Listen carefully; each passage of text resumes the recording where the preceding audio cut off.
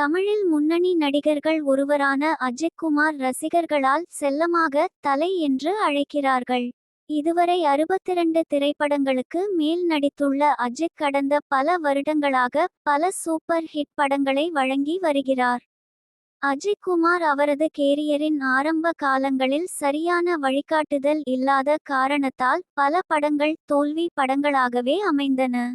அவற்றிற்கு மிக முக்கியமான காரணங்களாக கூறப்படுவது அவருக்கு சரியாக கதையை தேர்ந்தெடுக்கவில்லை என்று பரவலாக எல்லோராலும் கருதப்பட்டது.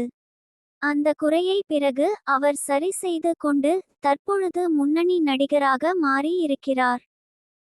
அஜித் குமார் நடிக்க தவறி தற்போது மெகா ஹிட்டான டாப் படங்களை பார்க்கலாம். இயக்குனர் பாலாவின் தேசிய விருது பெற்ற நான் கடவுள் படத்தில் ஆர்யாவுக்கு முன்பே அஜித் ஒப்பந்தம் செய்யப்பட்டார். பாலாவுக்கும் அஜித்துக்கும் ஏற்பட்ட கருத்து வேறுபாடு காரணமாக அவரால் நடிக்க முடியவில்லை. முருகதாஸ் இயக்கத்தில் சூர்யா நடிப்பில் மெகா ஹிட்டான கஜினி படம் 2005ஆம் ஆண்டு வெளியானது. மிரட்டல் என்ற பெயரில் அஜித் மற்றும் அசின் இணைந்து நடிக்க இருந்தது. ஆனால் சில காரணங்களால் அஜித் நடிக்கவில்லை. கில்லி கதையை தரணி முதலில் அஜித்திடம் தான் கூறினாராம். ஆனால் தெலுங்கு ரீமேக் என்பதால் அஜித் நிராகரித்து பின்னர் விஜய் நடித்துள்ளார். இப்படத்திற்கான கதையை தரணி முதலில் அஜித்திடம் தான் கூறினார். ஆனால் தெலுங்கு ரீமேக் என்பதால் அஜித் நிராகரித்து பின்னர் விஜய் நடித்தார்.